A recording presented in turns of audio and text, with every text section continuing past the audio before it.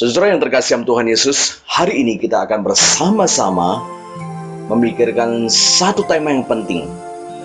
Saudara, mungkin Anda berpikir bahwa kita itu sulit sekali untuk percaya daripada khawatir. Tahu tidak, saudaraku, justru yang saya temukan adalah sebaliknya. Ternyata kita itu lebih mudah untuk percaya daripada khawatir. Coba saudaraku lihat ya, ada seorang wanita yang gampang sekali bisa jatuh cinta kepada seorang laki-laki yang sudah punya istri. Kenapa, saudaraku? Karena dia begitu gampang percaya. Dia tidak punya kekhawatiran.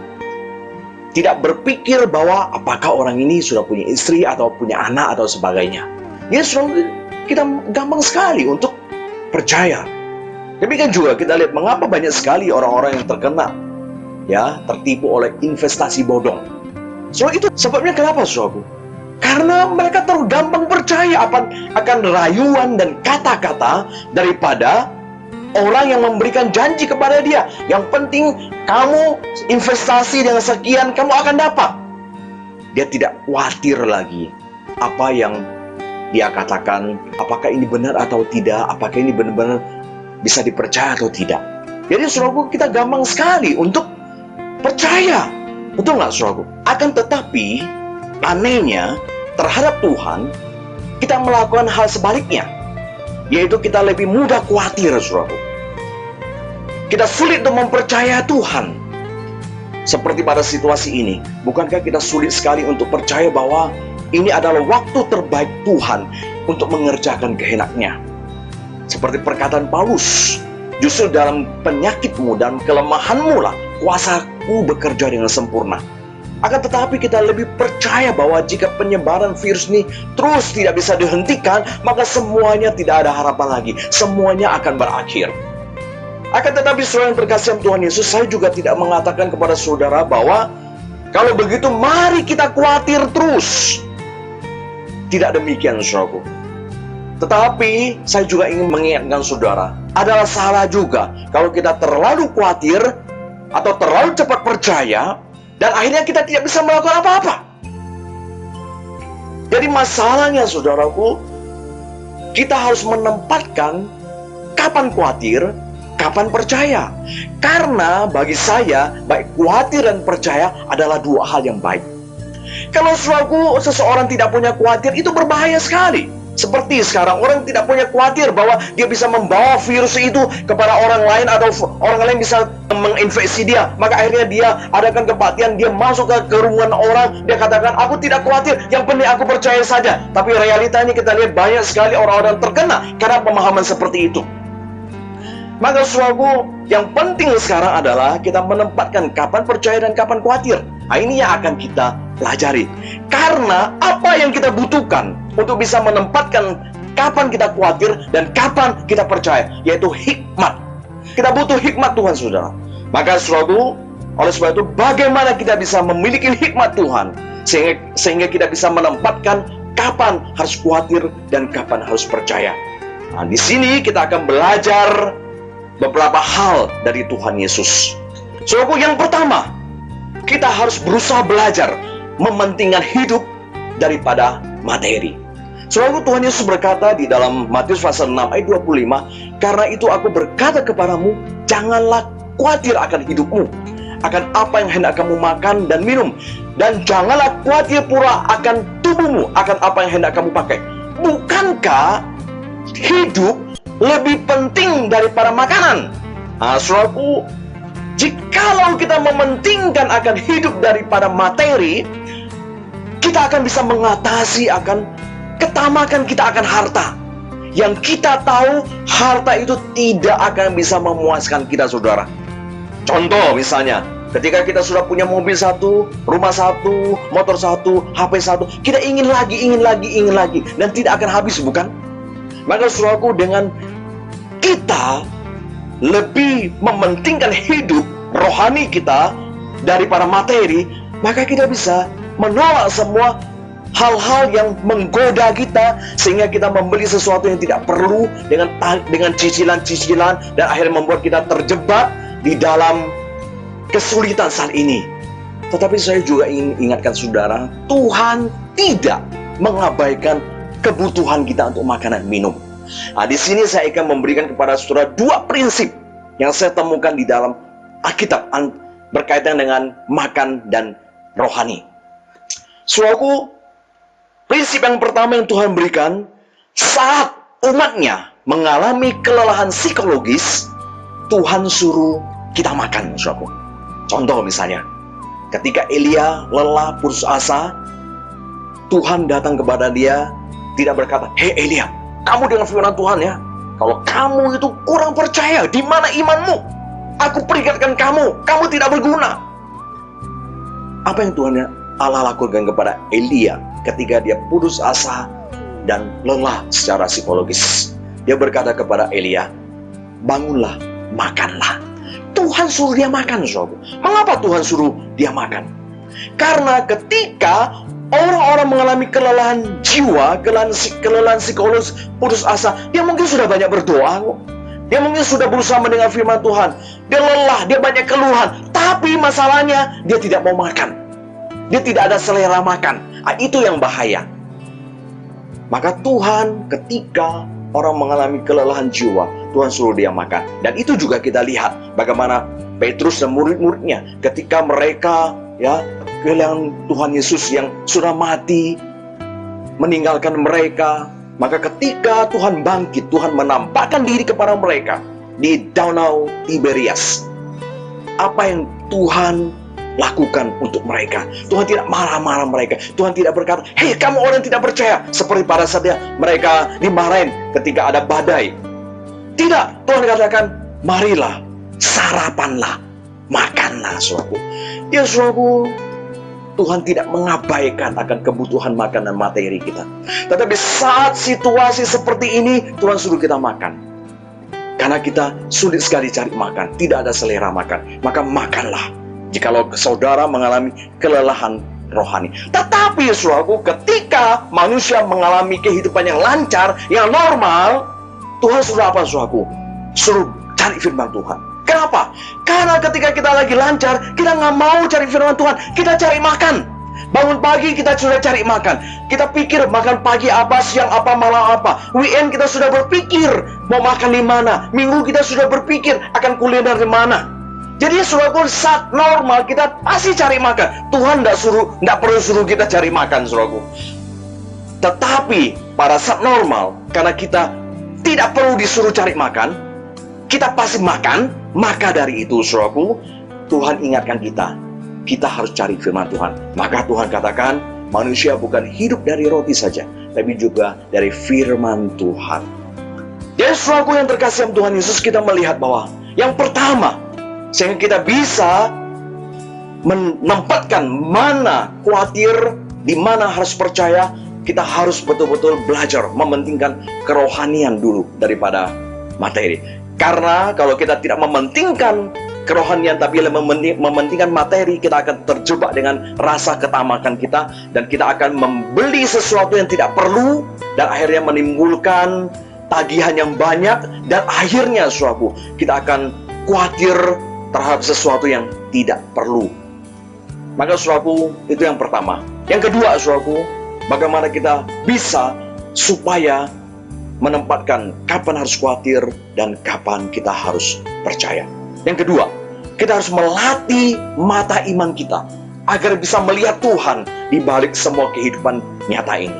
Saudaraku, Tuhan Yesus berkata, "Pandanglah burung-burung di langit yang tidak menabur dan tidak menuai dan tidak mengumpulkan bekal dalam lumbung, namun diberi makan oleh Bapamu di surga. Bukankah kamu melebihi burung-burung itu?" Saudaraku, mungkin saudara berkata, "Lah, setiap hari saya juga lihat burung kok." Tapi pertanyaannya, apa yang kamu lihat daripada burung itu? Kita mungkin lihat bulunya yang indah, kita mendengar suaranya yang merdu. Tapi apa yang dilihat, saudaraku? Maka saudara tidak belajar apa-apa, tidak bisa dapat apa-apa. Saudaraku, Tuhan ajar kita, lihatlah burung dengan mata rohani kita. Apa yang terjadi di balik daripada kehidupan burung ini? Mengapa burung ini sekalian pun tidak bekerja, tidak mengumpulkan lumbung, tapi mereka masih hidup? Kenapa mereka masih hidup? Bukankah karena mereka dipelihara oleh Bapa di surga. Saudara yang terkasih yang Tuhan, itulah cara kita lihat. Kita selalu melihat realita, kita selalu melihat fenomena. Seperti saat ini, kita lihat fenomena sangat susah. Kita lihat jalan-jalan sepi, toko pada tutup semua virus juga bertambah. Apa yang bisa kita harapkan? Yang kita lihat adalah akhirnya membuat kita semakin khawatir, semakin susah, semakin khawatir. Padahal saat ini yang bisa kita lakukan, yang harus kita lakukan adalah percaya sepenuhnya kepada Tuhan. Tapi karena kita sudah biasa melihat fenomena, dan fenomena itu mempengaruhi kita tidak bisa lihat Tuhan. Coba saudaraku, kita lihat Tuhan di balik semua masalah ini. Kita percaya di balik semua masalah ini adalah Tuhan yang sedang bekerja, sedang merancang semuanya supaya sesuai dengan kehendaknya. Saudaraku, coba lihat ya, sebelum corona moral begitu rusak, polusi begitu rusak, dunia sudah begitu dipenuhi oleh pemanasan global, dan semua hanya mencari akan kepentingan dan menyenangkan diri sendiri. Banyak orang melupakan Tuhan, saudaraku. Tapi saat ini, saudaraku, bisakah kita berpikir bahwa mungkin inilah saatnya Tuhan ingin memperbaharui semuanya. Tuhan ingin membawa semua anak-anaknya kembali kepadanya. Maka saudaraku, kalau kita bisa melihat Tuhan di balik semua yang terjadi ini, maka kita pasti akan tenang dan percaya, akan menanti dengan sabar apa yang Tuhan akan kerjakan. Kita bukannya mengeluh dan sebagainya. Maka saudaraku, latihlah mata iman saudara, di mana saat ini kita harus percaya, sehingga kita bisa melihat semua peristiwa dalam hidup ini ada Tuhan di balik semuanya itu. Maka kita bisa tenang. Saudaraku, yang ketiga, apa yang harus kita lakukan supaya kita bisa tahu kapan menempatkan, kapan harus percaya dan khawatir? Yang ketiga, saudaraku, coba kita bergumul mencari kehendak Tuhan, bukan bergumul mencari bagaimana Tuhan memenuhi kehendak saya di dalam dunia ini. Saudaraku, kalau kita mau jujur ya, bahwa sebenarnya hidup kita itu penuh dengan melawan kehendak Tuhan. Sadar tidak, saudaraku? Contoh misalnya, Tuhan berkata kepada kita di dalam Matius ini, carilah dahulu kerajaan Allah dan kebenarannya. Bukankah itu jelas Tuhan perintahkan kepada kita untuk mencari Tuhan, mencari kehendak Tuhan? Tapi apa yang kita lakukan, saudaraku? Kita mencari dunia, bukan? Tuhan sudah katakan juga di dalam ayat sebelumnya bahwa jangan mengumpulkan harta dunia ini, karena lengat dan karat akan merusaknya. Tapi apa yang kita lakukan? Kita kumpulkan harta sebanyak-banyaknya, saudaraku. Akhirnya kita lihat apa yang Tuhan Allah katakan benar. Lengat dan karat tentu bukan berarti uang kita berkarat. Artinya tidak akan menjadi berguna lagi. Sekarang, saudaraku, orang banyak uang pun tidak ada gunanya. Dia tidak bisa membeli akan nyawanya dengan uang yang banyak. Kenapa? Sampai hari ini vaksinnya belum ada. Dan saudaraku yang terkasih Tuhan Yesus, kita selalu melawan firman Tuhan. Demikian juga kalau kita perhatikan di dalam bagian selanjutnya, bahwa Tuhan mengatakan jangan khawatir. Tapi apa yang kita lakukan? Kita khawatir tentang makan dan minum. Betul tidak, saudara? Maka saudaraku, seluruh hidup kita adalah kita selalu melawan Tuhan. Oleh sebab itu, saudaraku, hari ini marilah kita di saat ini kita duduk diam, kita bergumul, Tuhan, apa yang Tuhan ingin saya kerjakan di situasi ini? Saudaraku, ketika kita bisa bergumul, memikirkan apa yang Tuhan ingin kita kerjakan di dalam dunia ini, saya percaya kita sudah tidak ada waktu lagi untuk khawatir. Kita banyak khawatir karena apa? Karena kita selalu berpikir, waduh, apa yang terjadi pada saya? Apa yang semua rencana-rencana saya batal? Kehendak saya tidak bisa tercapai. Saya pernah tahun ini rencana mau bikin ini, bikin itu, dan sebagainya. Saya pun sudah berdoa kepada Tuhan. Tapi sekarang situasi ini tidak bisa capai. Saya sedih sekali, saudaraku. Saudaraku, kalau kita memikirkan diri, kita tidak bisa mempercayai Tuhan. Kita tidak bisa memikirkan apa yang Tuhan kehendaki. Kita hidup dengan kekhawatiran. Tapi saudaraku, ketika kita bisa memikirkan apa yang Tuhan inginkan saat ini, maka saudaraku, kita tidak akan ada waktu lagi untuk khawatir. Karena kita tahu ketika kita temukan kehendak Tuhan di dalam situasi ini, kita bisa menjalani semua dengan sukacita, dengan iman percaya kepada Tuhan. Karena kita tahu Tuhan bekerja di baliknya, dan saya ingin terlibat di dalamnya. Maka itu kuncinya adalah bagaimana kita bisa percaya di situasi ini. yaitu ketika kita bisa berusaha, bergumul mencari kehendak Tuhan. Saudaraku, yang keempat, tetaplah berdoa untuk meminta hikmat dari Tuhan.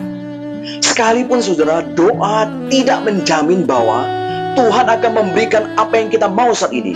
Sekalipun doa tidak menjamin bahwa semua situasi akan berubah seperti yang kita inginkan.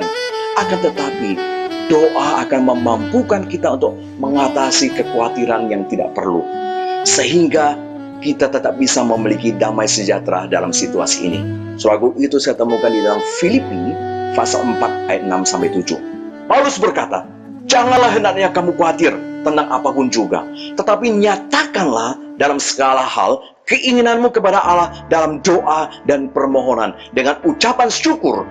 Damai sejahtera Allah yang melampaui segala akal akan memelihara hati dan pikiranmu dalam Kristus Yesus. So, di sini Paulus tidak mengatakan bahwa ketika kamu berdoa, ketika kita berdoa, semua akan beres, semuanya akan berubah menjadi baik. Tidak, saudaraku. Paulus justru katakan, ketika kita berdoa, Tuhan akan memberikan damai sejahtera kepada kita.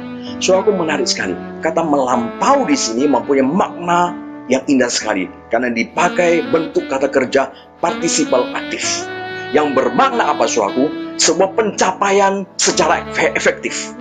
Jadi bagian ini berarti bahwa damai sejahtera Allah yang Tuhan kerjakan di dalam hati kita melampaui daripada apa yang bisa dicapai oleh pikiran manusia.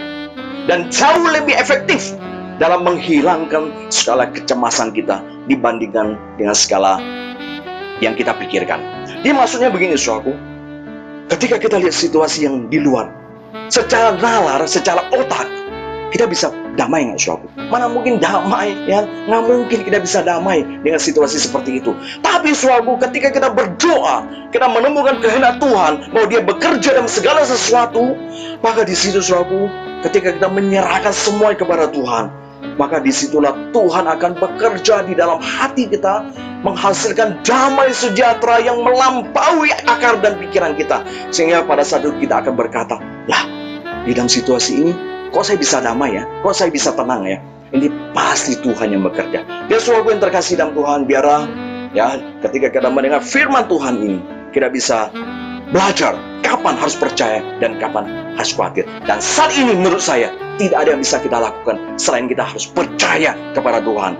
Sabar dan tunggu waktu yang Tuhan tetapkan. Tapi sambil sabar dan tunggu, kita jangan sampai membiarkan waktu yang jahat ini menggerogoti kita, membuat kita tidak bisa melakukan apa-apa. Tapi di dalam waktu ini kita terus berdoa mencari kehendak Tuhan, dan kita bisa melakukannya untuk Tuhan. Sehingga ketika semuanya lewat, kita bisa berkata, Tuhan, terima kasih. Walaupun situasi lalu sangat sulit sekali, tapi saya melihat Tuhan bekerja, membuat saya melalui ini, saya semakin dekat sama Tuhan, saya semakin cinta Tuhan, saya semakin menyadari bagaimana pentingnya saya menjalin hubungan dengan Tuhan.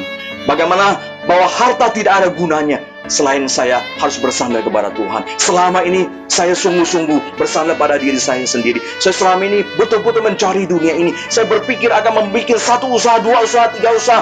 Jikalau ada satu yang mati, ada yang kedua, dua yang mati, ada yang ketiga. Tapi melalui semua ini Tuhan mengajarkan saya, ternyata hidup bukan tergantung pada usaha, bukan bersandar kepada uang, tapi harus bersandar kepada Tuhan. Karena saat ini semua usaha saya hancur dan tidak bisa memberikan saya jaminan apa-apa selain saya melihat bahwa Tuhanlah yang adalah segalanya. Saudaraku, ketika kita melewati semua ini, kita bisa mendapatkan keindahan. Maka dari itu, saudaraku, Paulus katakan, justru itulah aku senang di dalam kelemahan. Karena di dalam kelemahan itulah saya betul-betul menemukan Tuhan. Amin.